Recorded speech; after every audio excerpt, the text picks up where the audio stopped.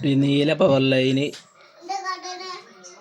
White മോട്ടറിൻ്റെത്, ഇത് പിന്നെ drain, inverter bulb, ഈ മൂന്നെണ്ണം സെൻസർ, ഇതിന് ഡോർ സ്വിച്ചിൻ്റെ തയ്ക്കും. ഇങ്ങനെ അതിൻ്റെ വയറിങ് വരുന്നത്. ഇത് ഈ F1 എററാണ് കാണിക്കുന്നത്. ബോർഡ് ഡെഡായിരുന്നു, അത് ക്രിസ്റ്റൽ ക്ലിയർ ആക്കിയപ്പോൾ ക്രിസ്റ്റൽ മാറ്റിയിട്ടപ്പോൾ സാധനം വർക്ക് ചെയ്യും.